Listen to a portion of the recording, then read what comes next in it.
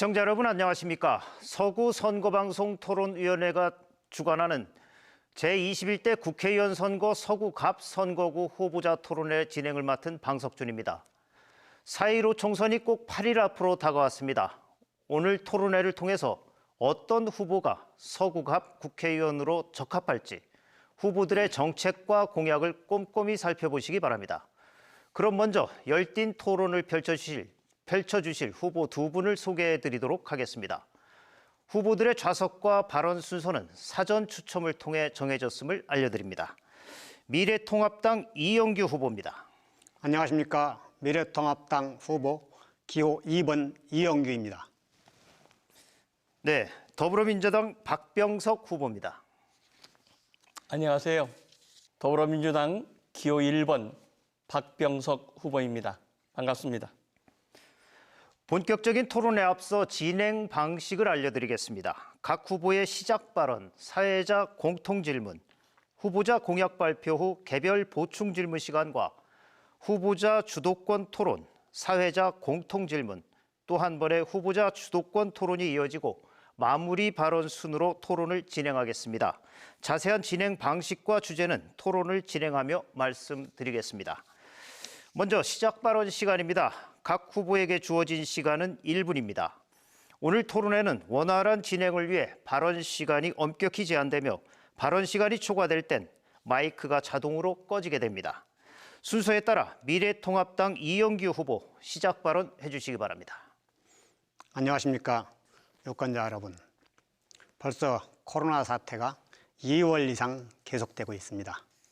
코로나 사태로 어려움을 겪고 있는 우리 국민 여러분들께 위로의 말씀을 드립니다.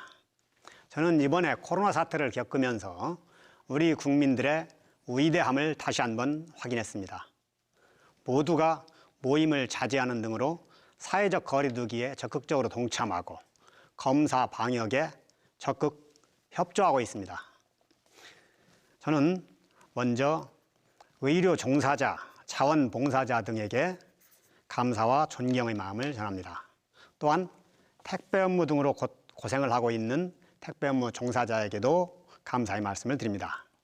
정부는 이번 사태에 대하여 무엇보다도 코로나 사태로 어려움을 겪고 있는 소상공인 자영업자들에게 적극적인 지원 대책을 강구해야 합니다.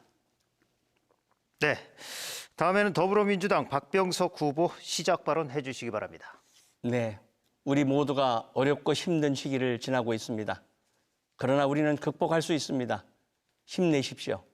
저도 작지만 제 세비의 50%를 반납합니다. 전국 안정 없이 코로나와의 조기 종식 그리고 경제 회복을 기하기가 어렵습니다. 혼란 속에 위기를 극복할 수 없습니다. 혼란, 위기를 극복하기 위해서라도 우리 집권 여당 민주당에게 힘을 실어주십시오. 서구갑 유권자 여러분 정말 감사합니다. 오늘 제가 있기까지 많은 은혜를 입었습니다.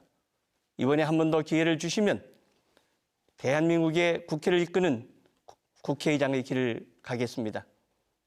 쌈질 그만하고 일하는 국회 반드시 만들고 대전의 발전의 토대를 획기적으로 마련해 보겠습니다. 저에게 주시는 표는 국회의원을 선출하고 국회의장을 배출해 주시는 표입니다. 네, 이번 순서는 사회자 공통 질문 시간입니다. 코로나19 방역에 대한 정부의 대처에 대해서 외신과 국내 일부 언론의 평가가 엇갈리고 있습니다. 코로나19 발생에서 대응까지 정부 대처에 대한 평가와 함께 최근 해외로부터 유입되는 전염병 예방에 대한 후보자가 생각하는 대책은 무엇인지 말씀해 주시기 바랍니다. 답변 시간은 1분 30초입니다. 순서에 따라 더불어민주당 박병석 후보 답변해 주시기 바랍니다. 네, 이번 코로나 사태는 전 세계적, 전 방위적 사태입니다. 우리나라가 초기에 시행착오를 겪어서 많은 분들의 불편을 끼쳐드린 데 대해서 진심으로 송구하게 생각합니다. 그러나 우리 시민들의 높은 의식 수준, 그리고 의료진과 자원봉사자들의 헌신적인 노력, 정부의 효율적 대책이 함께 어우러져서 이제는 세계 각국이 한국을 모범 국가로 꼽고 있습니다. WHO 세계보건기구의 사무총장은 대한민국이 모범 국가다, 모델 국가다, 교과서다 이렇게 얘기를 하고 있습니다. 저는 이 사태를 해결하는 핵심은 세 가지 핵심 단어가 있다고 생각합니다. 큰 규모의 예산, 그리고 신속한 집행, 그리고 관계자들의 면책, 이 세 가지가 핵심 요소입니다. 뉴딜 정책을 연상시킬 정도의 큰 규모의 지원, 그리고 징기스칸의 기동대를 생각했을 정도의 신속한 조치, 그리고 관계 공무원과 금융관계자들에 대한 면책, 이것이 뒷받침될 때 효율적인 정책이 되리라고 생각합니다. 정쟁이 멈추고 모두가 단합해야 합니다. 네, 이번엔 미래통합당 이영규 후보 답변해 주시기 바랍니다.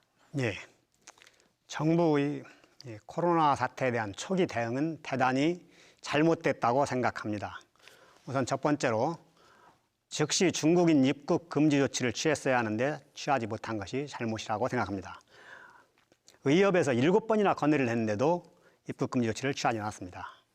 반면에 대만이나 싱가포르는 즉시 입국 금지 조치를 취했는데 지금 대만이나 싱가포르는 우리나라보다 훨씬 확진자 수도 적고 사망자 수도 적습니다. 또한 문재인 대통령께서 잘못된 대국민 메시지를 내므로써 국민들이 혼선을 겪었습니다. 문재인 대통령은 조기 종식된다, 걱정하지 말고 활동해라 이렇게 말씀하셨는데 이것은 지금 정부가 추진하고 있는 사회적 거리두기와는 너무나도 동떨어진 정반대 방향의 메시지였습니다. 후속 조치 또한 잘못됐습니다. 마스크 대란으로 우리 국민들이 마스크 2장 사기 위해서 몇 시간씩 기다려야 되는데 대만 같은 경우는 중국인 입국 금지 조치한 다음 날 바로 마스크 수출을 전면 통제했습니다. 그런데 우리나라는 그런 조치를 취하지 않았습니다. 지금 우리가 코로나 사태를 잘 극복하고 있는 것은 우리나라 의료진의 높은 수준, 국민들의 성숙된 시민의식 덕분이지 정부가 잘해서 그런 것은 아닙니다. 자화자찬하면 안 됩니다. 네, 이어서 다음 사회자 공통 질문 드리겠습니다. 도시철도 트램 공사가 시작될 경우 노선 구간은 교통 혼잡이, 노선 제외 지역은 교통 불편이 심화할 것으로 보입니다. 두 후보자 모두 도시철도 2호선과 관련해서 지선 설치를 공약으로 내놓으셨습니다. 구체적인 내용과 교통 문제 해결 방안까지 말씀해 주시기 바랍니다. 답변 시간은 마찬가지로 1분 30초입니다. 순서에 따라 미래통합당 이영규 후보 답변해 주시기 바랍니다. 예, 지금 도시철도 2호선이 트램으로 결정이 됐는데 이 2호선에는 여러 가지 문제점이 있습니다만 저는 두 가지만 말씀드리겠습니다. 우선 우리 지역구 관련해서 도시철도 2호선이 도마역을 거쳐서 중구로 나갑니다. 그런데 도마역에서 용문역까지가 굉장히 교통수요는 많은데 2호선이 소외되어 있습니다. 그래서 도마, 변동, 가장동, 내동 주민들이 상당히 불편을 겪을 것으로 예상됩니다. 그래서 그 지역에 2호선에 지선을 설치를 해야 됩니다. 이 지선은 도마역에서 변동역, 내동역, 가장역을 거쳐서 용문역까지 갈 겁니다. 이렇게 되면은 이 지역에 거주하는 많은 주민들 또는 이 도로를 이용하는 많은 시민들이 큰 혜택을 볼 거로 생각이 됩니다. 그 다음에 도시철도 2호선의 이 근본적인 문제 중에 하나가 트램으로 건설하다 보니까 기존 도로를 잠식하는 면이 있습니다. 그러면 결국 기존 도로의 노선 한 개가 줄어들기, 차선 하나가 줄어들기 때문에 교통 체증이 발생할 것인데 이걸 해결하기 위해서는 도심 외곽 순환도로를 빨리 건설하고 또 하나는 충청권 광역철도 1단계를 조기 추진해서 교통 수요를 분산시켜서 트램으로 발생하는 교통 체증을 해소해야 된다고 생각합니다. 네, 이번에는 더불어민주당 박병석 후보 답변해 주시기 바랍니다. 예, 트램을 순환선으로 하는 데는 많은 어려움이 있었습니다. 당초 계획에는 가수원부터 서대전까지는 트램이 지나가지 않게 돼 있었죠. 이것을 해결하기 위해서 제가 청와대 그리고 부총리를 직접 설득을 하고 대통령께 말씀드려서 그 구간을 연결함으로써 순환선이 됐습니다. 연결한 구간만 2,300억, 전체는 한 8천억이 됩니다. 지선은 이렇습니다. 이 바로 도마동서부터 용문역까지 같은 트램을 활용하기 위해서 권선택 전 시장과 함께 밑그림을 함께 그렸고 허태정 시장과 함께 구체적 계획을 짜놨습니다. 도마동서부터 용문역까지 3.3km에 5개의 역이 생기고 공사비는 730억이 들어간 것으로 결정이 됐습니다. 우리 전 지역이 이 트램을 이용할 수 있는 계기가 된 것입니다. 또한 이와 함께 호남선을 이용한 도시철도 3호선을 건설 중에 있습니다. 계룡역, 흑성역, 가수원역, 도마 복수역을 신설하고 서대문역을 거쳐서 대전역, 신탄진까지 가게 되어 있습니다. 그 예산도 확보해서 공사가 진행되고 있다는 말씀을 함께 드리겠습니다. 네, 두 분 수고하셨습니다. 이번 순서는 후보자 공약 발표 후 개별 보충 질문 시간입니다. 후보 두 분에게 2분 동안 공약 발표를 하실 시간을 드릴 텐데 이후 발표된 공약 내용에 대해 개별 질문과 답변 시간을 갖겠습니다. 순서에 따라 더불어민주당 박병석 후보 2분 동안 공약 발표해 주시기 바랍니다. 우리 민주당은 재난의 안전 관리를 위하여 2가지의 조치를 취했습니다. 소방직을 국가직화했고요. 그리고 질병관리본부를 차관급 청으로 승격시킨다는 말씀을 드리겠습니다. 공약의 이행에 있어서는 그것을 실행할 수 있느냐 하는 것이 가장 중요한 요소일 겁니다. 최근에 대전 참여연대가 우리 대전 국회의원들의 공약 이행률을 점검해서 발표한 결과에 따르면 저 박병석 의원의 공약 이행률이 압도적으로 1위입니다. 힘 있는 여당 의원이기 때문에 가능했다고 생각합니다. 저는 우선 먼저 취업의 문을 확 넓혔습니다. 이제 더 넓힐 겁니다. 혁신도시법 개정안을 대표 발의하고 주도해서 대전의 17개 공공기관이 대전의 학생들을 해마다 600명 내지 900명을 뽑도록 하는 제도를 완성시켰습니다.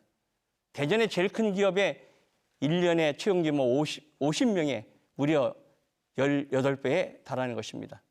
하반기가 되면 바로 제2기 혁신도시 공공기관 이전이 시작됩니다. 혁신도시로 이전받고 150개 내외가 될 수도권의 공공기관의 지방 이전 당시에 어떻게 좋은 규모가 큰 공공기관을 유치하느냐 하는 것이 우리 취업의 문을 넓히는 계기가 될 겁니다. 그리고 구도심도 확 달라집니다. 이제 우리 서구갑은 교통의 중심지가 됩니다. 그리고 구돔시는 바로 도마동에는 벌써 411억을 지원했습니다. 곳곳에 야외 조격장이 생기고 도서관이 생기고 공공주차장이 생깁니다. 그리고 문화예술회관도 짓게 됩니다. 저는 이러한 도시재생 사업을 전 동에 확대시킬 것입니다. 하수구의 약취도 모두 개선해 드립니다. 1,781억을. 네. 이어서 박병석 후보의 공약 내용에 대해서 이영규 후보와 2번의 질문과 2번의 답변 시간을 가질 텐데 질문은 30초, 답변은 1분 30초입니다. 미래통합당 이영규 후보 개별 질문 해주시기 바랍니다. 박 후보님이 방금 공약 이행률이 높다고 말씀하셨는데 지난번 공약 중에 평촌산업단지에 기업을 유치하겠다 이런 공약이 있었던 것으로 알고 있습니다. 그러면 지금 평촌산업단지에 박 후보님께서 어떤 기업을 유치하셨는지 말씀해 주시기 바랍니다. 네, 평촌산업단지는 아직 토지 보상이 끝나지 않았습니다. 이제 공고를 해서 이의 신청을 받는 단계입니다. 우선 단지가 조성돼야 토지의 원가가 나오고 그 토지의 원가가 나와야 기업이 이전을 검토하게 되는 것입니다. 그러나 그 전에 이미 대전을 넘어서 전국의 굴지의 그룹의 대그룹 회장을 3분을 따로 만나서 우리 평촌산업단지의 미래 계획을 설명하고 자료를 드렸습니다. 저는 그 외에도 우리 관조동에 한국발전연수원을 유치했습니다. 1,300억 규모입니다. 그리고 그 옆에 산림청의 산림복지진흥원이 들어오면서 우리 지역에는 연간 20만 명 이상의 전국의 내방객이 오게 됩니다. 지역 경제에도 크게 도움이 되고 우리 대전 발전에도 크게 도움이 될 것입니다. 기업의 유치라는 것은 오랜 시간을 가지고 꾸준하게 접촉할 때 가능한 것이고요. 그리고 교도소 이전 자리에 당초 대전시가 아파트를 지려고 했습니다. 제가 단호하게 얘기했습니다. 아파트 지면 제가 도와드릴 일이 없습니다. 여기에 첨단 산업단지를 주시면 전폭 지원하겠습니다. 그렇게 계획이 변경되었다는 말씀도 함께 드리겠습니다. 네, 미래통합당 이영규 후보 보충 질문 하시겠습니다. 그러면 그때 공약을 내실 때는 평촌 산업단지가 임기 내에 완성이 안 될 거라고 생각했는데도 일단 공약부터 내신 건가요? 아니면 평촌 산업단지가 임기 내에 완공이 다 되고 입주를 할 거로 예상하고 그거에 대비해서 기업을 유치하겠다고 말씀하신 건가요? 그리고 어떤 기업이든지 자료 주는 건 다 줄 수 있어요. 그 기업이 오는 게 문제지 누구든지 시청 공무원도 그렇고 뭐 시의원, 구의원도 가서 자료는 줄 수 있거든요.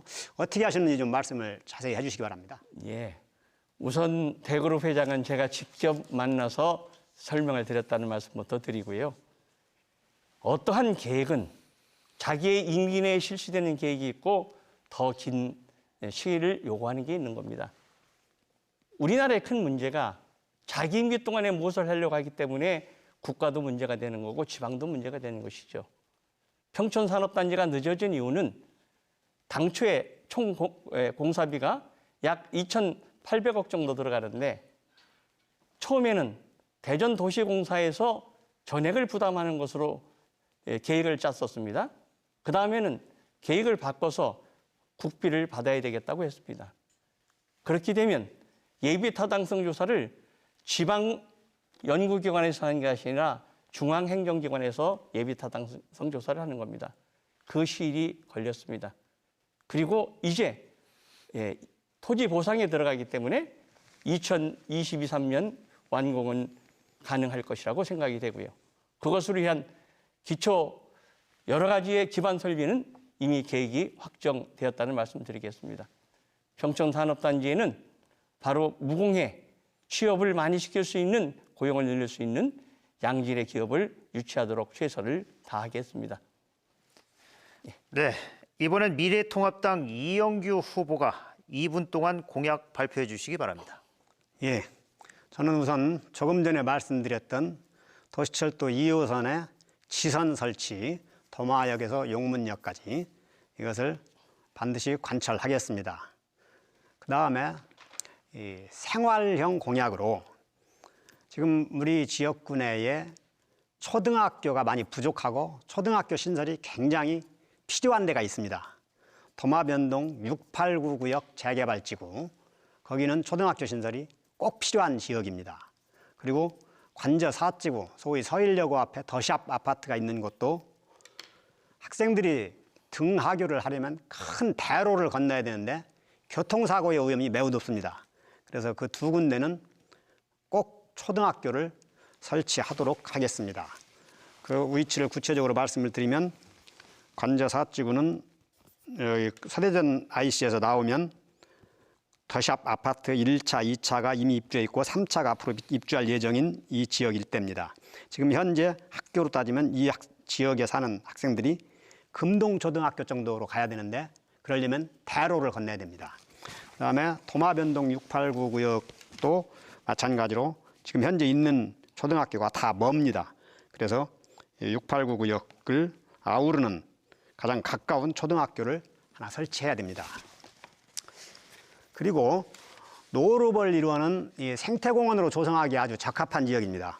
이것은 이미 서구청에서도 계획을 하고 있는 것이기 때문에 제가 서구청과 힘을 합해서 노루벌 일원의 생태관광단지를 조성하도록 하겠습니다. 그리고 도안동로 확장 공사를 조기 시행해서 출퇴근 시간대에 우리 시민들이 교통체증을 겪지 않도록 하겠습니다. 고속도로 서대전 IC가 상당히 이 막히는데 출퇴근 시간대에 상습 정체가 일어납니다. 이 진출입로를 확장해서 교통체증을 해소하겠습니다. 네, 이어서 이영규 후보의 공약 내용에 대해서 박병석 후보와 두 번의 질문과 두 번의 답변 시간을 갖겠습니다. 마찬가지로 질문은 30초, 답변은 1분 30초입니다. 더불어민주당 박병석 후보 개별 질문 해주시기 바랍니다. 예, 트램 2호선의 지선, 도마동, 변동, 내동, 가장동, 괴정동, 용문동의 시선은 말씀드렸듯이 저 자신이 권선택 시장과 허태정 시장과 함께 밑그림을 그리고 계획을 짰다 하는 말씀드리고요. 이후의 공약을 보면은 이미 완성됐거나 이미 공사가 시작된 것을 얘기하는 경우가 많이 있습니다. 예를 들어서 지금 말씀하셨던 그 관저 오지구의 초등학교를 건설하겠다고 내시는데 예, 정해진 발언 시간이 종료됐습니다. 앞으로 발언 시간 잘 지켜주시기 바랍니다. 미래통합당 이영규 후보 답변해 주시죠. 예. 이미 완성된 사업이 아니고 계획이 돼 있는데 그 계획이 끝나려면 많이 남아 있습니다. 중간에 아까 박 후보님께서도 어떤 계획이 우리나라의 경우에는 계획대로 안 되고 지연되는 경우도 많고 중간에 차질이 생기는 경우도 많다고 말씀하셨습니다. 그렇습니다. 지금 공사가 예정은 돼 있는데 내년에 어떤 사태가 생기면 예산 배정이 안 될 수도 있어요. 그래서 완공될 때까지 항상 그것을 국회의원이든 시장, 구청장이든 챙겨가지고 차질 없이 진행이 되도록 해야 됩니다. 그 일을 하겠다는 겁니다. 그리고 관저 5지구가 아니고 관저 4지구입니다. 서일여고 앞에 더샵 아파트 일원. 여기에는 초등학교가 없습니다. 그리고 아까 말씀이 중간에 끊겨서 질문의 취지를 정확히는 제가 모르겠는데 그 공약 아까 말씀드렸던 공약 발표 시간이 좀 부족해서 보완해서 말씀을 드리겠습니다. 공약 중에 지금 제가 아까 말씀 못 드린 것 중에 하나가 우리 국민들 중에 상당수가 이제 반려동물을 키우고 있습니다. 이분들 상당히 불편을 많이 겪습니다. 그래서 저는 하천변이나 아니면 공원의 자투리 땅을 활용해서 반려동물들이 좀 쉴 수 있는 반려동물 공원이나 반려동물 쉼터 이런 거를 만들고 반려동물 진료비도 표준화하도록 하겠습니다. 네, 더불어민주당 박병석 후보 보충 질문해 주시죠. 예, 당초에 이영규 후보의 집에 배달된 공모물이나 현수막에 보면 관저 5지구에 학교를 신설하겠다 이렇게 돼 있는데 관저 5지구에는 제가 주도해서 만든 선교초등학교가 있습니다. 나중에 현수막을 고쳐서 새로 다셨죠. 5지구와 4지구를 구별하시지 못한 것 같고요. 그리고 노루벌 계획은 이미 제가 국비 20억을 지원해서 진행되고 있는 사업입니다. 이 정도 말씀드리겠습니다. 관저 5지구에 이미 선유초등학교가 있는 것을 모르는 사람이 누가 있겠습니까? 그 5지구, 4지구가 5지구로 된 것은 오타였습니다. 인쇄 과정에서 잘못된 것이고 있는 곳에 학교를 또 짓는다고 공약하는 후보자가 있겠습니까? 제가 분명히 말씀드렸습니다. 관저 4지구 서일여고 앞 더샵 아파트 일원이다. 그다음에 이 4지구, 5지구 하는 구분은 도시개발 계획 단계, 도시개발이 완료되기 전에 쓰는 개념이기 때문에 도시개발이 완료되고 나면은 통상 그 아파트 단지라고 그러지 4지구, 5지구라고 하지를 않고 그것이 4지구인지 5지구인지 아는 사람도 많지 않습니다. 그것은 도시개발 계획 단계에서 몇 블록, 몇 지구 이렇게 하는 겁니다. 이미 있는 곳에 학교를 또 짓는다고 하는 사람이 누가 있습니까? 그것은 중간에 저희 사무실에서 오타를 낸 거였고요. 인쇄 과정에서 오타가 났습니다. 정정하고 죄송하게 생각합니다. 그 다음에 노루벌님은 방금 말씀하셨습니다. 계획은 있어요. 계획을 없는 거를 허황된 사업을 제가 하겠다는 게 아닙니다. 서구청에서 이미 타당성까지 다 조사해서 계획이 있는데 지금 그 계획이 추진이 안 되고 있어요. 더디게 진행되고 있습니다. 그거를 제가 차질 없이 할 수 있도록 협조하고 힘을 보태겠다는 겁니다. 도시철도 사업도 그렇고 충청권 광역철도 사업도 그렇고 다 장기 계획입니다. 언제든지 중간에 중단될 수가 있어요. 계획만 있다고 되는 게 아닙니다. 그거를 제가 차질 없이 하도록 하겠습니다. 네, 두 후보 모두 수고하셨습니다. 서구 선거방송 토론위원회가 주관하는 제21대 국회의원 선거 서구 갑선거구 후보자 토론회를 시청하고 계십니다.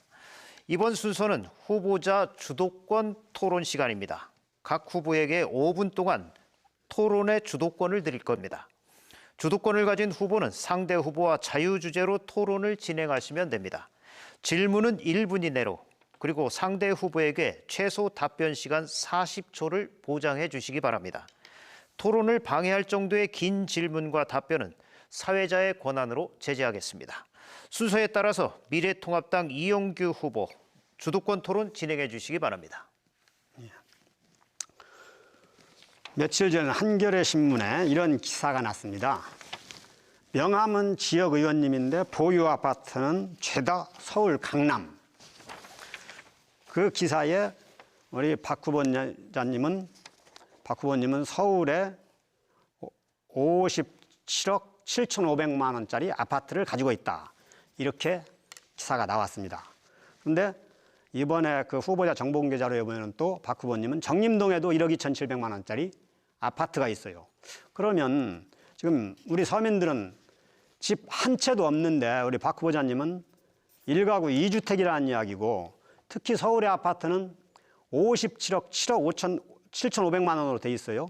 이게 2000년도 기준으로 따져보니까 대략 한 3, 4억 될 것 같아요. 그러면 국회의원 5선 하면서 지금 20년 동안 약 50억 이상이 그 아파트 한 채에서만 늘었는데, 통상 우리 더불어민주당에서 부동산 투기를 굉장히 비판을 많이 합니다. 이영규 후보 질문 끝내주시기 바랍니다. 지금 1분이 넘었거든요, 질문 시간이. 알겠습니다.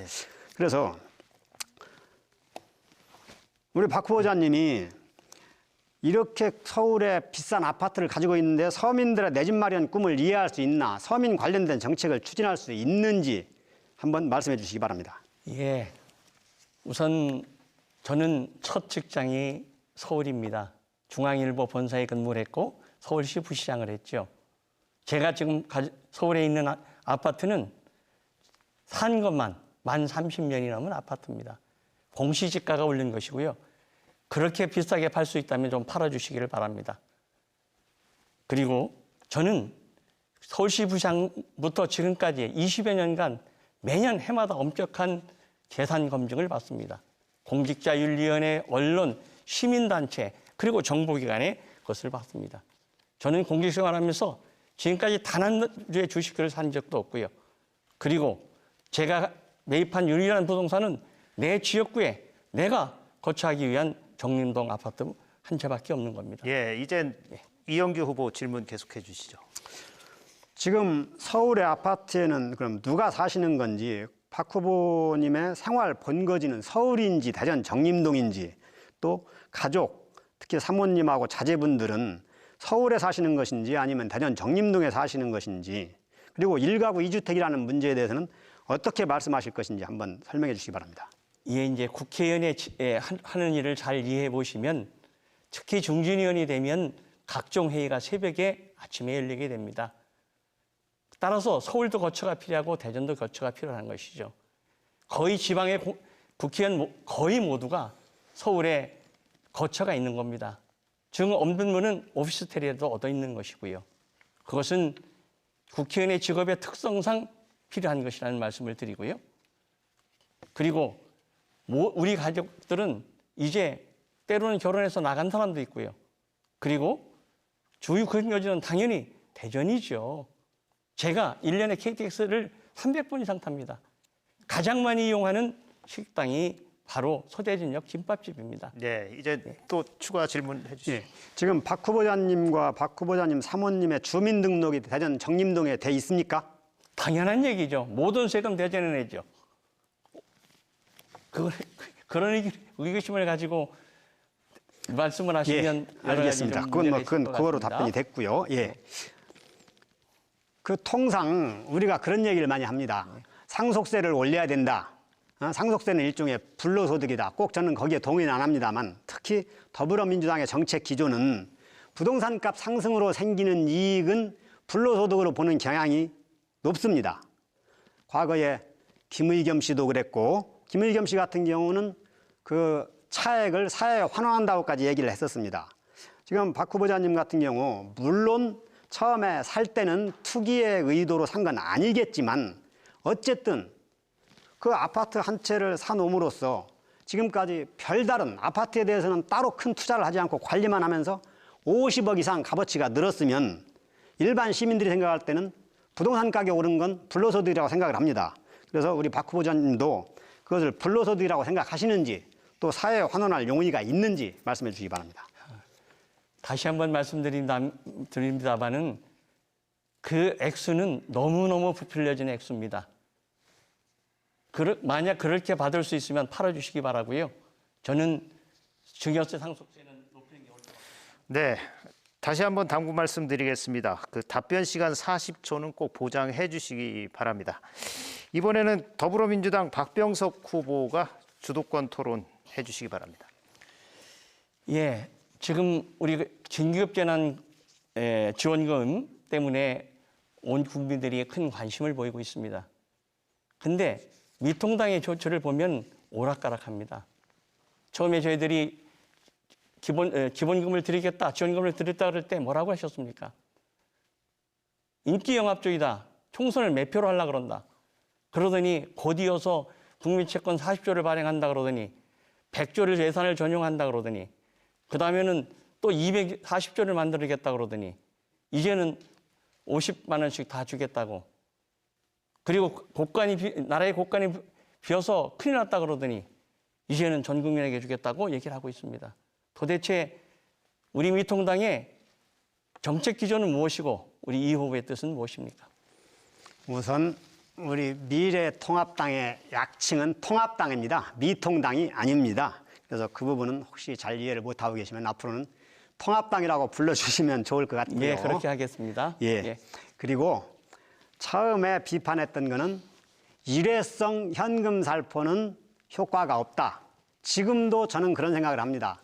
일회성 현금 살포보다는 이 코로나 사태로 위기에 내몰린 소상공인 자영업자들이 재활할 수 있고 다시 일어설 수 있도록 지속적인 지원, 그러니까 새로 거기에 근로자들한테 무슨 혜택을 준다든지 임대료 지원을 한다든지 저가에 임대할 수 있는 사업장을 마련해 준다든지 하는 것처럼 재활, 차활 할 수 있는 여건을 마련해 줘야지 일회성, 이전소득성 현금 살포는 적절치 않다는 것을 말씀드렸던 겁니다. 예, 이제 추가 질문해 주시죠. 네.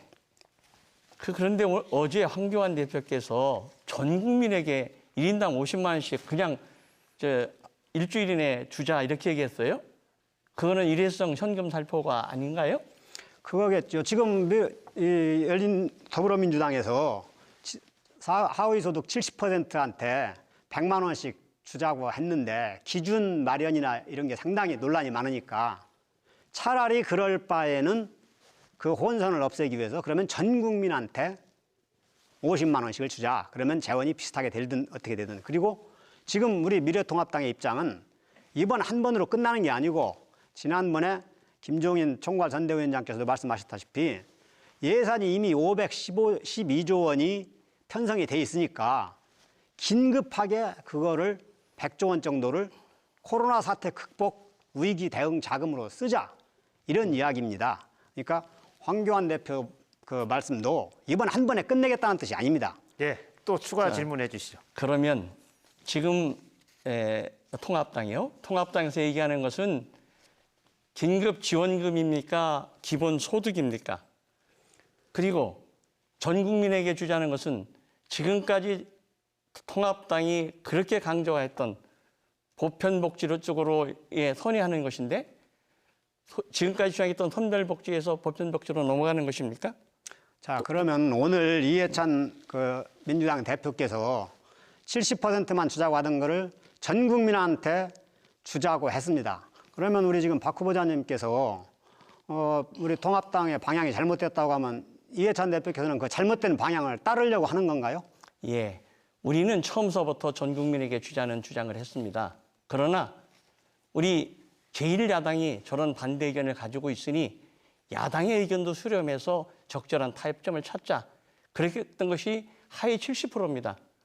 근데 180도 전환해서 갑자기 황교안 대표께서 현금 살포고 몇 평이라든 주장하던 당이 갑자기 전 국민에게 50만 원을 주자니까 그건 우리의 방향과 일치된다. 그러면 그렇게 하자 하는 것이 우리의 입장이고요. 우리는 일관성을 지키고 있는 것입니다. 그리고 저는 이번에 있어서 지금 국가적 의기입니다. 경쟁하면 안 됩니다.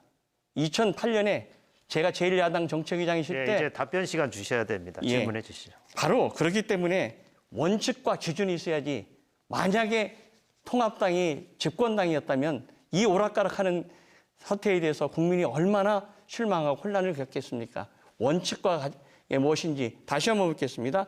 지원금입니까? 기본소득입니까? 선별복지입니까? 보편적 복지입니까? 보편복지, 선별복지를 구분할 수 있는 게 아니고요. 지금 이번에 지원하겠다고 하는 건 긴급 재난지원금 아닙니까? 앞으로 이재명 지사가 얘기하는 기본소득제하고는 전혀 다른 개념입니다. 네, 예, 후보자 주도권 토론 시간이 끝났습니다. 다음 또 두 번째 주도권 토론 시간이 있으니까 그때 또 얘기 나누시기 바랍니다. 두 번째 사회자 공통 질문 시간입니다. 정부가 시행하고 있는 청년 일자리 대책에 대한 평가가 아주 다양합니다. 청년들이 일할 만한 취업처를 찾기 어렵고 임시직으로 내몰리고 있습니다. 여기에 코로나19 사태로 인한 경기 침체가 장기화하면서 청년들의 일자리는 더욱 줄어들 전망입니다. 이러한 상황에 대해서 각 후보자께서는 어떤 대책을 갖고 계시는지 또 청년 일자리 확대 방안이 있으시다면 말씀해 주시기 바랍니다. 답변 시간 1분 30초입니다. 순서에 따라 이번에는 더불어민주당 박병석 후보 답변해 주시기 바랍니다. 우리 대전의 17개 공공기관 코레일, 수자원공사, 조폐공사, 원자력연소 같은 17개 공공기관이 이제 해마다 대전 학생들을 600명 내지 900명 뽑는 제도를 제가 대표 발의해서 주도적으로 통과시켰습니다. 하반기에 150개 전후에 큰 공공기관이 다시 지방으로 이전할 때 어떻게 큰 규모의 좋은 공공기관을 유치하느냐 하는 것이 중요한 요소가 될 겁니다. 그렇게 하면 거기에는 힘 있는 여당의 정치인이 있어야 좋은 규모의 기업을 유치할 수 있을 겁니다. 또한 저는 이거와 관계돼서 공정한 경쟁의 기회를 보장했습니다. 문재인 대통령 당선 당일인 17년 5월에 문 대통령을 단독으로 만나서 모든 입사시험에 본인의 것만 적지 부모의 학력, 직업, 재산 등을 적지 못하게 해주십시오. 부모의 어떤 부모를 만났느냐에 따라서 우리 꿈의 크기가 달라지는 세상을 만들어서는 안 되지 않겠습니까? 강력히 건의 말씀을 드려서 그것이 채택됐고 이제 우리는 눈을 가리고 채용한다는 블라인드 채용으로 넘어갔습니다. 저는 우리 대한민국 전 청년들에게 공정한 기회를 대전 학생들에게 취업의 문을 확 넓혔습니다. 네, 이번에는 미래통합당 이영규 후보 답변해 주시기 바랍니다. 예. 이 정부 들어서 청년 일자리가 줄어든 근본적인 원인은 기업이 활성화되지 못했기 때문입니다. 이것은 청년 일자리뿐만이 아니라 일반 성인의 일자리도 마찬가지로 많이 줄어들었습니다. 정부가 주도하는 노인 일자리만 좀 늘었습니다. 그건 세금으로 해결하는 것이었죠. 기업이 일할 의욕이 나고 기업할 의욕이 생기고 투자를 해야 되는데 정부가 각종 규제를 하고 기업하는 사람을 범죄인 취급하니까 기업을 안 하고 다 해외로 도망을 가요. 이것이 근본적으로 청년 일자리를 줄이는 원인이다. 그래서 저는 각종 규제를 완화해서 기업이 활성화되게 해야 된다. 소득주도 성장정책을 폐기해야 됩니다. 소득주도 성장정책은 일부 경제학자들이 개가 꼬리를 흔드는 게 아니라 꼬리가 개를 흔드는 정책이다. 성장이 있어야 소득이 생기는데 소득을 가지고 성장을 견인한다. 그거는 꼬리가 개를 끌고 가는 거라는 겁니다. 대단히 잘못된 정책이고 이걸 폐기해야 됩니다. 성장이 있어야 소득이 생깁니다. 그리고 성장이 있어야 일자리가 생깁니다. 주 52시간제를 탄력적으로 적용을 해야 됩니다.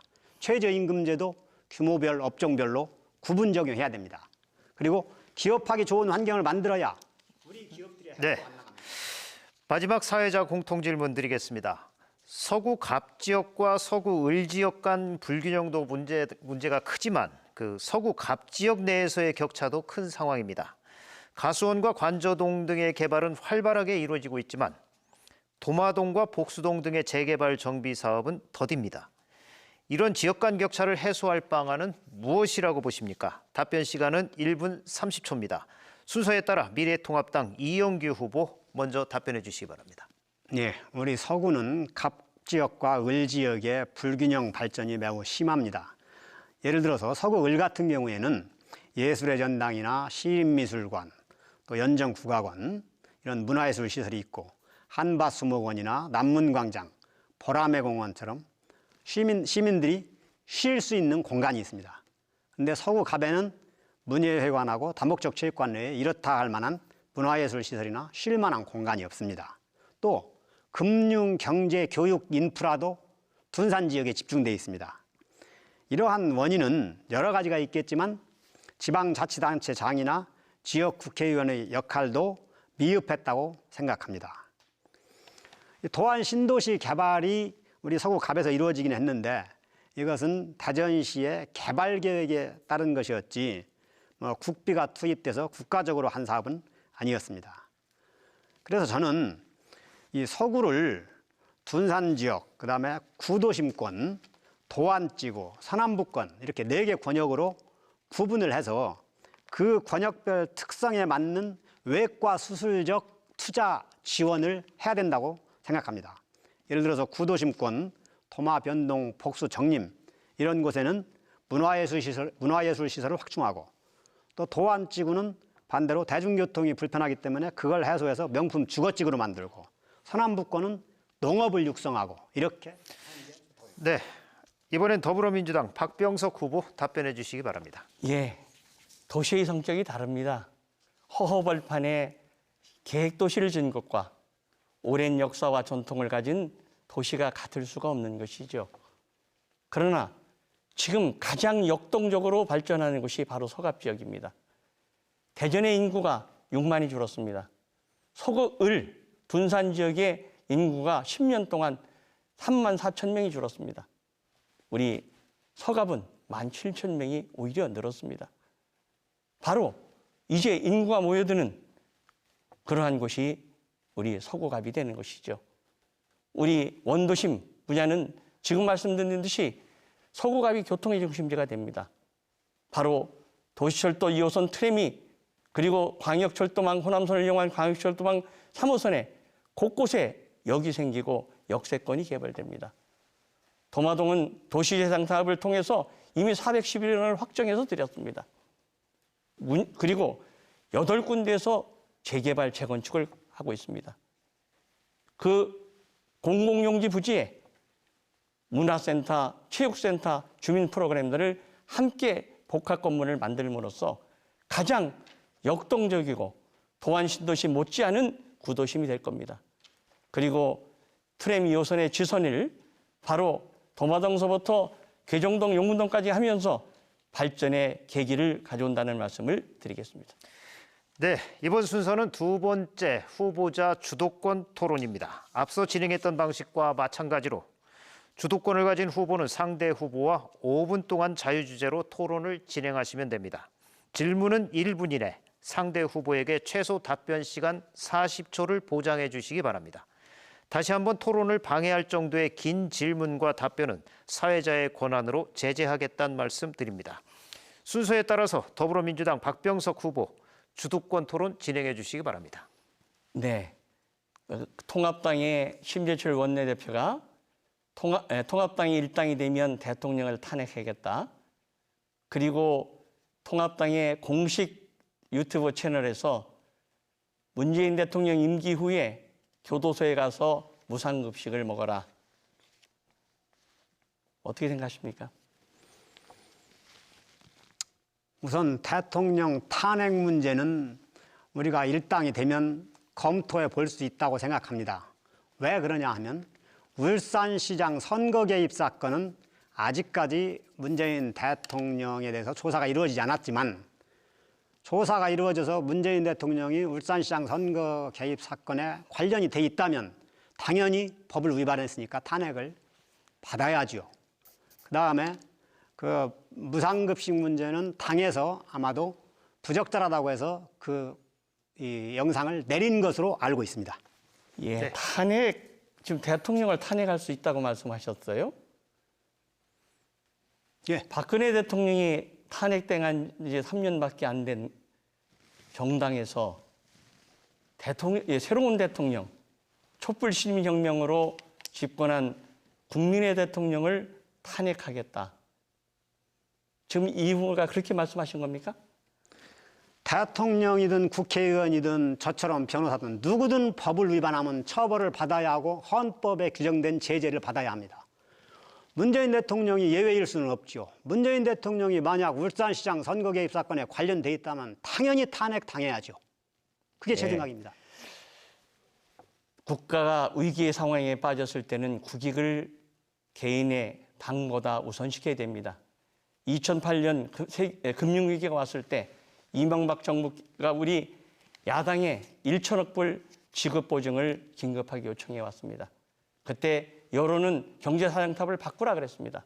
제가 제1야당의 정책의장으로서 협상 정권 대표였습니다. 저는 협상에서 조건 없이 사인을 줬습니다. 왜? 이 어려운 경제 난국을 해치려면 우리 국회가 지급 보증해 주는 것이 옳은 것이고 그것이 바로 국익이 당리 당작보다 더 우선이라는 것을 보여주는 것이다. 저는 그렇게 결단했습니다. 2차 세계대전 이후에 최악의 국난을 맞아서 어떻게 해서든지 단합해서 갈 생각을 하지 않고 벌써부터 탄핵을 운운하는 것을 보면 정말 우리가 이번 선거를 어떻게 해야 되는 것인지 안정된 의석이 왜 필요한지를 보여주는 것이라고 생각합니다. 저는 박 후보자님의 생각에 참으로 동의하기 어려운 게 그러면 문재인 대통령은 국가 위기 시에는 어떠한 범죄 행위를 해도 면책을 당해야 한다는 뜻인지 좀 궁금합니다. 대통령이라도 법을 위반하면 안 되죠. 위기 시에는 법을 위반해도 됩니까? 전혀 아닙니다. 위기 시에 법을 위반하지 않고 헌법에 규정된 본인의 긴급 재정 경제 명령이나 긴급 명령권 그런 걸 발동할 수도 있죠. 그게 아니고 사적으로 나하고 친분이 있는 울산시장을 당선시키기 위해서 선거에 조직적으로 개입했다. 그러면 당연히 그건 탄핵을 돼야 되고 그런 사람이 우리나라를 이끌고 가면 안 되지요. 어떻게 그런 분이 만약 그게 사실이라고 하면은 하루빨리 대통령직에서 물러나야죠. 위기 시에는 더더욱이 정직하고 훌륭한 지도자가 필요한 겁니다. 어떻게 부정직한 지도자를 예, 위기 시에 나라를 맡깁니까? 답변 정리해 주시고 추가 질문 해 주시죠. 바로 권력자들이 권력을 이용해서 법망을 피해가고 법 앞에 평등하다는 것을 지키기 위해서 공수처를 만들자는 겁니다. 공수처를 만들면 대통령, 청와대, 검판사 그리고 우리 국회의원들이 모두 법 앞에 평등해지는 것이죠. 그런데 왜 통합당은 공수처를 그렇게 반대하는가? 우리 공수처는 대통령으로부터 독립된 기관이고 공수처장을 임명하려면 7명 중에 6명이 동의해 줘야 됩니다. 근데 2명을 야당이 추천하게 돼 있어요. 네, 답변 시간 주시기 바랍니다. 예. 공수처야말로 대통령이 사법부를 마음대로 조종하고 농락하기 위한 기구입니다. 아니 검찰이 있고 감사원이 있는데 공수처가 왜 필요합니까? 그리고 검찰이 일을 잘 못하면 검찰을 잘하게 만드는 게 대통령의 역할입니다. 어떤 장수가 어떤 상사가 내 부하가 참 시원찮아. 그래서 다른 사람 하나 또 채용해야 되겠어. 다른 직위를 만들어야 되겠어. 이건 무능을 스스로 고백하는 겁니다. 그 부하가 잘하도록 만들어야 됩니다. 네, 이번엔 미래통합당 이영규 후보가 주도권 토론 진행해 주시기 바랍니다. 예. 지금 우리나라 국민들 미세먼지 때문에 굉장히 고통을 받고 있습니다. 최근 들어서 미세먼지가 아주 심각합니다.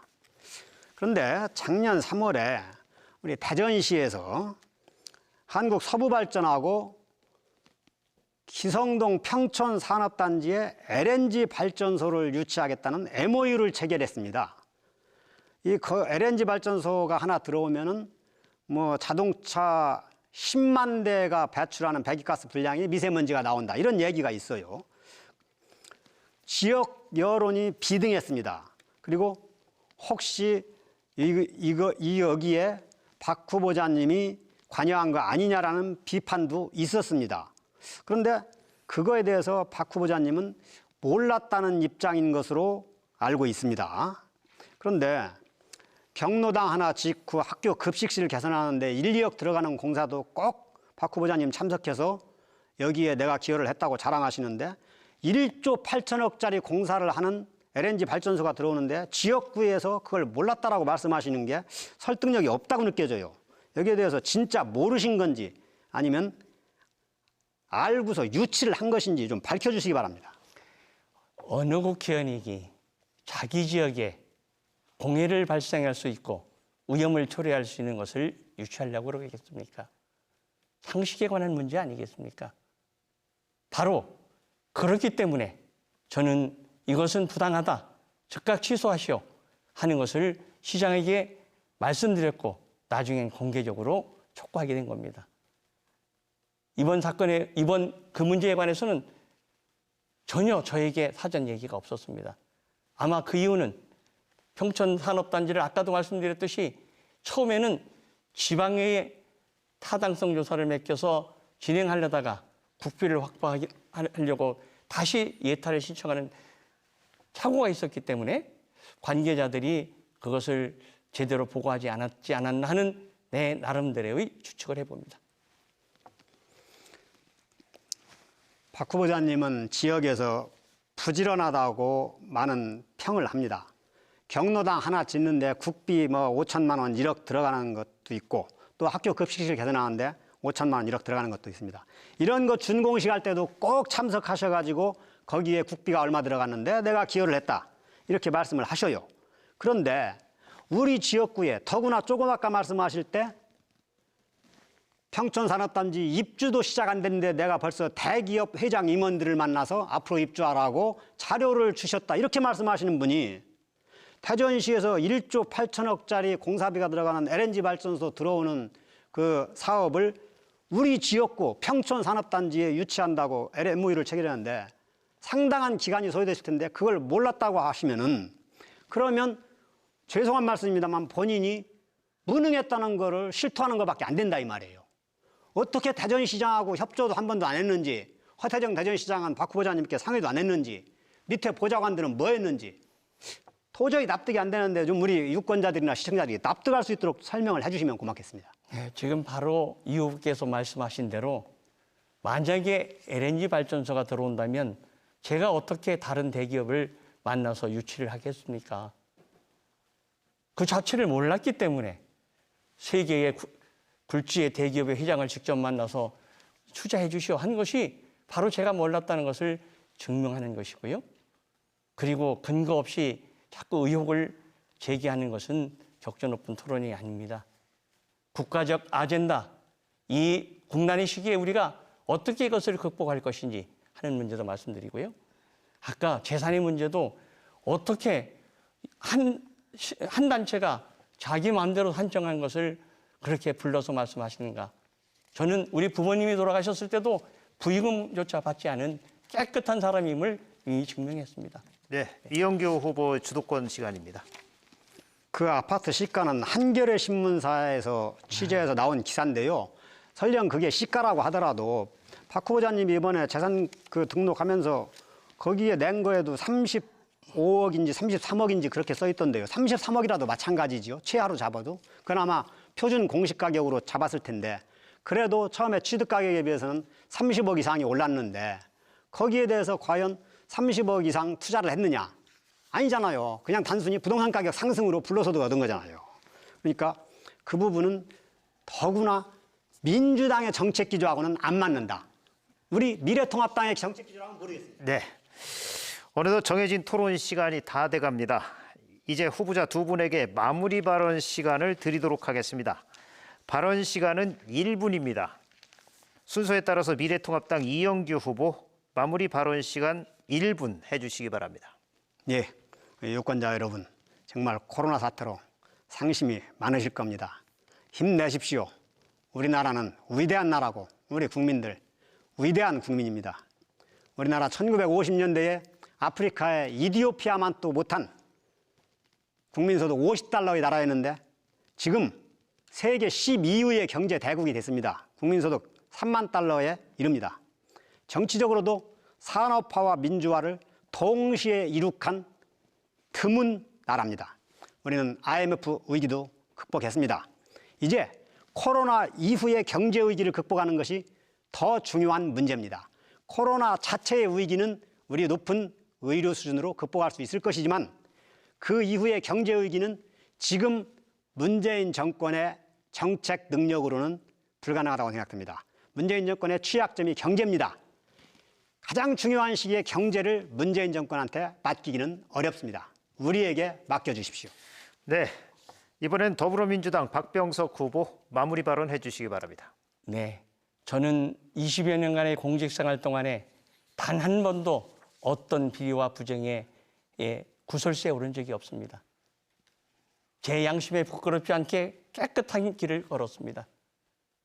근거 없는 주장에 관해서 유감스럽게 생각합니다.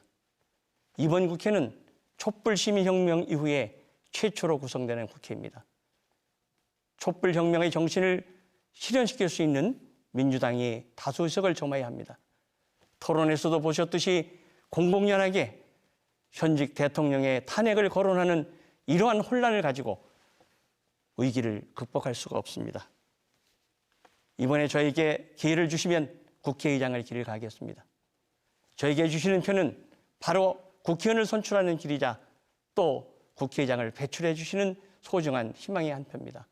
열심히만 하면 내일이 더 좋아지는 세상을 반드시 여러분과 함께 만들어 가겠습니다. 감사합니다. 네, 두 후보의 마무리 발언까지 모두 들어봤습니다. 모든 유권자의 바람이겠지만 오늘 토론을 통해 해주신 약속들을 당선 후에도 잊지 않고 지켜주시기를 유권자의 한 사람으로서 부탁 말씀드립니다. 이것으로 서구 선거방송 토론위원회가 주관한 제21대 국회의원 선거 서구 갑선거구 후보자 토론회를 모두 마칩니다. 토론에 함께 해주신 후보 두 분 감사드립니다. 시청자 여러분 고맙습니다.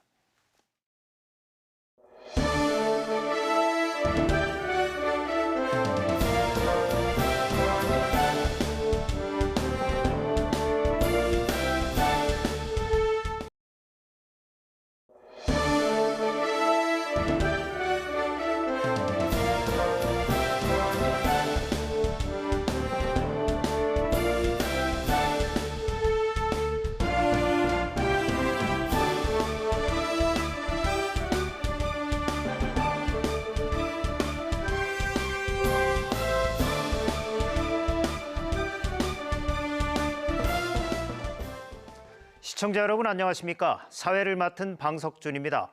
이 방송은 서구 선거방송 토론위원회가 주관하는 제21대 국회의원 선거 서구 갑선거구 후보자 합동방송연설회입니다. 오늘 후보자 합동방송연설회 대상자는 2명이며 충청의 미래당 이강철 후보, 국가혁명배당금당 김순자 후보 나와주셨습니다.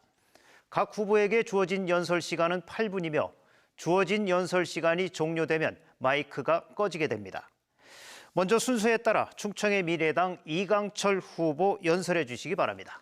충청을 위한 충청인의 당, 충청의 미래당 대전 서갑 국회의원 후보 기호 8번 이강철입니다.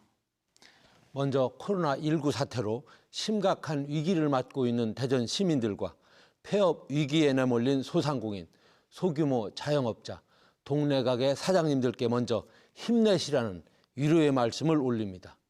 특히 폐업 위기에 몰린 소규모 사영업자들과 동네 가게를 살리기 위해 모든 노력을 다하겠습니다.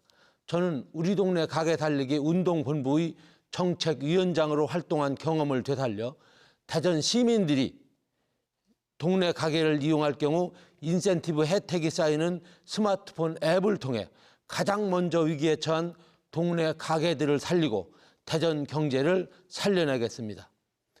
근데 이게 뭡니까? 저도 더불어민주나 미래통합당 후보와 똑같이 후보 등록금 1,500만 원을 선관위에 내고 정식 등록한 국회의원 후보인데 조금 전에 보신 국회의원 후보 토론에 나가보지도 못하고 이렇게 후보 토론회 다음에 지금 개별적인 연설을 하고 있습니다. 선거에서도 엄연히 차별이 존재하고 있는 상황을 유권자 여러분들은 지금 똑똑히 보고 계신 것입니다. 민생은 내팽개치고 모든 정책 사안마다 대결 정치, 허구한 날 쌈박질 정치로 일관하며 최악의 국회를 같이 만들고 있는 더불어민주당과 미래통합당, 바로 이 거대 양당이 만들어 놓은 아주 불공정한 선거법 때문입니다. 선관위에서 후보 토론회를 하는 이유는 유권자들이 선거에 출마한 모든 후보들의 토론회를 지켜보면서 후보들이 정책과 됨됨이를 비교 분석하여 가장 나은 후보를 선택하도록 하는 것이 후보 토론회의 존재 이유인데, 시작부터 기울어진 운동장에서 더 나아가 100m 달리기를 하면서 거대 양당 후보들을 50m 앞에서 출발시키는 것과 같습니다. 기회는 공정하게라며 공정사회를 부르짖고 있지만 이는 정말 선거 시작부터 불공정입니다. 박병석 후보와 이영규 후보는 무엇이 두려워서 우리들을 토론회에 참여시키지 않고 반대를 하고 있는 것인지 꼭 묻고 싶습니다. 연설을 시작하면서 서갑 지역 유권자분들이 충청정신 성원으로 이번 선거에서 제가 국회의원으로 당선된다면 대한민국의 모든 불공정과 갑질, 특히 일자리 분야에서 모든 사람들에게 공정한 기회를 보장하지 않는 불공정과 갑질을 차단하고 공정한 기회가 누구에게나 주어지는 실질적인 공정사회를 이뤄나가도록 최선을 다하겠습니다. 그럼에도 불구하고 작금의 대한민국 정치 상황은 국민의 삶은 나몰라라 내팽개치고 나라야 어떻게 되든 양극단으로 나뉘어져 허구한 날 정파적 진영 논리만을 앞세우며 쌈박질만 하고 있는 더불어민주당과 미래통합당. 정치는 없고 민생은 외면한 채 진흙탕 싸움만 하고 있는 정치 실종 상황입니다. 정치의 본질은 국민의 걱정을 해결해 주는 것인데 오히려 정치 때문에 국민들이 고통을 받으며 시름시름 앓고 있는 상황입니다. 정치만 바뀌면 지금보다 더 나은 대한민국을 만들 수 있다고 국민들은 생각하고 있습니다. 그래서 이 썩어 빠진 정치, 쌈박질만 하는 정치를 바꾸기 위해 충청의 미래당은 창당을 했고 저 이강철은 국회의원에 출마를 한 것입니다. 특히 전국이 골고루 잘 사는 상생균형 발전을 추구해 나가고 있는 상황에서 언론 보도에 따르면 대전 충청은 정치경제 사회적으로 소외당한 채 만시지탄이지만 엊그제서야 통과된 혁신도시 지정을 비롯하여 규제 자유특구 지정 탈락, SOC 예산 대폭 삭감, 서다전력 KTX 정차 패싱, 중앙정부 3차례 개각 시 장차관 인사, 충청권 전멸, 문화관광 지역축제 선정에서 대전 충청의 대표 축제인 보령 머드축제, 백제문화제, 금산 인삼축제, 대전 효문화축제 모조리 탈락, 일자리 창출 지역 활력 프로젝트 패싱, 대전 의료원 설립 무산 등 제반 국책사업에서 번번이 탈락하며 탈락 충청이라는 비아냥소리를 듣고 있는 등 이루 말할 수 없는 지역 홀대를 당하며 오히려 역차별을 받아 큰 어려움에 직면하고 있습니다. 아니 아예 핫바지로 무시를 당하고 있는 것입니다. 그럼에도 불구하고 지금 충청 지역 국회의원들은 말 한마디도 내뱉지 못하고 있습니다. 충청인들은 그 이유를 잘 알고 있습니다. 바로 대전 충청을 대변할 정치 세력이 없기 때문입니다. 이에 우리는 오늘 비장한 각오로 버림받은 충청을 되살려내기 위해 충청인들이 답답한 응어리를 풀어줄 충청의 미래당으로 함께 뭉쳐 그 어떤 경우라도 충청권에 배정된 국책사업이 탈락되지 않도록 지켜낼 것이며 충청권 예산 확대에 온몸을 던지겠습니다.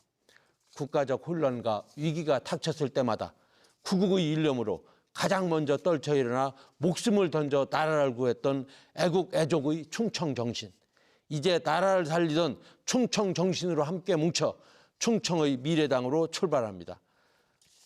충청의 미래당은 주요 국책사업에서 어떤 경우라도 홀대 당하지 않도록 정치력을 발휘하여 대전 충청을 올곧게 대변하는 상생 균형 정책을 실현하겠습니다. 일자리가 곧 복지입니다. 충청의 미래당은 강력한 의지로 기업과 기관, 국책사업을 적극 유치하여 다 함께 골고루 잘 사는 대전 충청을 만들어 나가겠습니다. 아울러 저의 정책 공약을 요약하여 말씀을 드립니다. 첫째, 탈락한 충청권 국토 균형 발전 예산 꼭 회복시켜 대전 경제의 발전에 꼭 기여를 하겠습니다. 사실 박병석 의원이 지난 20년 동안 따왔다는 예산보다 더 많이 제4년 임기 내에 따오겠습니다. 또한 무산된 대전 시립 의료원을 재추진 설립하여 대전 시민들의 건강과 안전을 지키겠습니다. 지금 한 사람이 국회의원을 20년 동안 하다 보니 지역 유권자분들이 대체적으로 이번 선거에서 바꿔야 한다는 여론이 많다는 것을 잘 알고 있고 저 또한 공감합니다. 그렇다고 해서 미래통합당 후보를 찍으시면 그동안 함께 쌈박질 국회를 만들었던 거대 양당 가운데 다른 당 손을 들어주는 꼴이 되어서 쌈박질을 오히려 부채질하는 것이 되는 겁니다. 그러면 21대 국회도 역시 쌈박질만 하는 최악의 국회가 될 것입니다. 쌈박질 없는 대통합 정치를 선도할 충청의 미래당, 충청을 위한 충청인의 당, 충청을 책임질 충청의 미래당과 기호 8번 이강철 후보를 선택하셔야만 충청과 국민을 위해 일하는 국회를 보시게 될 것입니다. 이 당 저 당 찍을 당 없으시다면 이번에 충청인의 당, 충청인을 위해 일할 당, 충청의 미래당과 팔팔한 강철 우뚝이 기호 8번 이강철 후보를 선택해 주시기를 간절히 바라면서 연설회를 마치겠습니다. 감사합니다. 네, 이어서 국가혁명배당금당 김순자 후보 연설해 주시기 바랍니다. 안녕하십니까? 국회의원 서구갑 후보 7번 김순자입니다. 저는 우리 당의 정책인 3.3 정책을 실현하여 유권자 여러분을 돈 걱정 없는 중산층으로 만들어 행복하게 해드리려고 출마를 하였습니다. 국가혁명배당금당의 3.3 정책인 나라를 살리고 국민의 생존권을 보장하는 것입니다. 핵심 정책인 배당금 지급을 실현하기 위하여 부지런한 새 일꾼이 되겠습니다. 저희 정책은 지역개발 예산보다 주민 기본 생활 보장과 시장 경제 활성화를 위하여 유권자 여러분께 매월 150만 원의 배당금을 평생 드리도록 하겠습니다. 배당금이란 주식회사가 기업을 잘 운영하여 주주들에게 이익금을 분배하는 것입니다.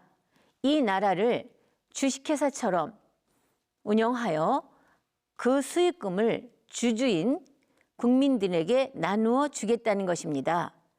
주식회사 대한민국이 18세 이상 국민 한 사람 한 사람을 주주로 보고 그 수익금을 배당금으로 나누어 주어 국민의 기본 생활을 보장하는 공동자본주의이고 중산주의 정책입니다.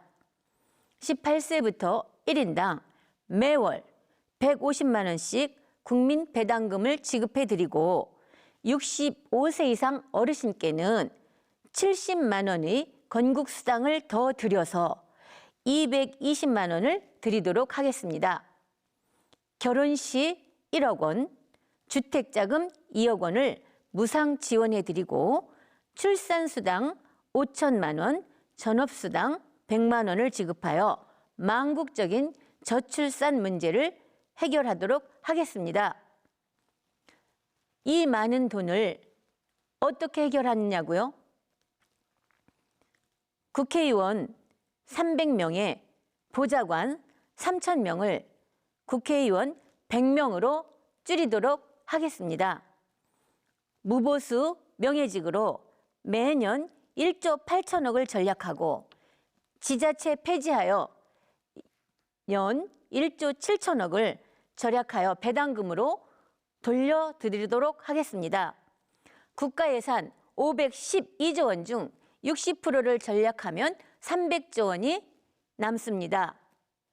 고소득자 탈세를 막아서 연 200조를 확보하겠습니다. 재산 비례 벌금형으로 연 100조를 확보할 수 있습니다. 36가지의 세금을 하나로 통합하여 연 100조의 세수를 마련합니다. 변호사법, 병원 브로커 등 특수사업자를 신설하여 특수사업자 제도로 연 100조로 증가한 800조 원으로 국민배당제를 실시해 빈부 갈등을 완전히 해결하도록 하겠습니다.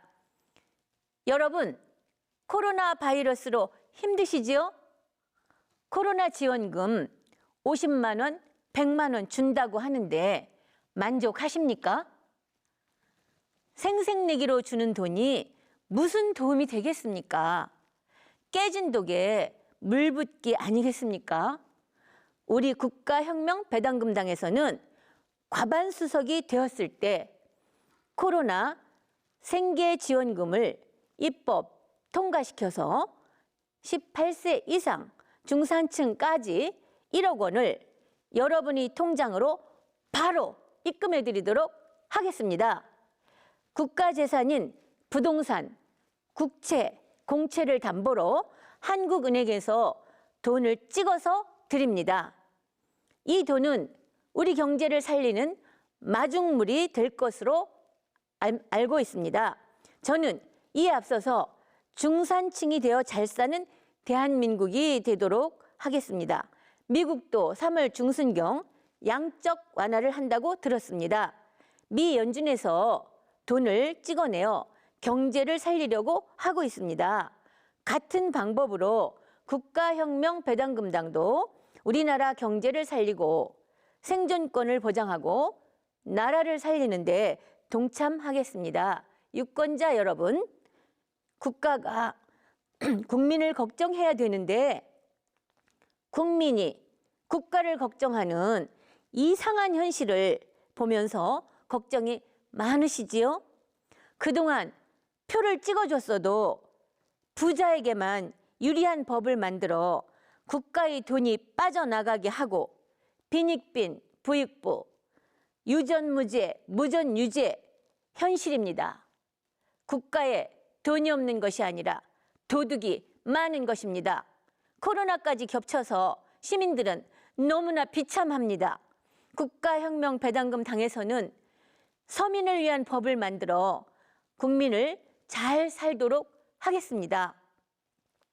18세 이상 월 150만 원을 평생 드리겠습니다. 6.25의 전쟁의 폐허가 된 나라를 건국하신 65세 이상 어르신께는 건국수당 70만 원을 더 드려 220만 원을 들여서 남은 여생을 보장하도록 하겠습니다. 유권자 여러분, 준다고 할 때 받으십시오. 국가가 한 번이라도 이 많은 돈을 준다고 해본 적이 있습니까? 아마 앞으로도 없을 것입니다. 받는 사람이 왜 줄 돈을 걱정합니까? 줄 사람이 재원 마련을 위해 국가 운영을 더 잘하고 노력할 문제입니다. 이제 여러분은 잘 살 수 있는 꿈만 꾸시면 됩니다. 한 사람의 꿈은 꿈일 뿐이지만 만인의 꿈은 현실이 됩니다. 저와 국민 여러분이 현실이 될 수 있도록 투표를 잘 해주시기를 바랍니다. 기호 7번 김순자, 돈 걱정 없는 중산층 이상의 선한 세상, 좋은 세상 함께 만들어 보겠습니다. 감사합니다. 네, 두 후보 모두 수고하셨습니다. 지금까지 서구 선거방송 토론위원회 주관으로 마련된 제21대 국회의원 선거 서구 갑선거구 후보자 합동방송 연설회를 시청하셨습니다. 오늘 연설회가 유권자 여러분의 선택에 도움이 되었기를 바랍니다. 시청자 여러분, 감사합니다.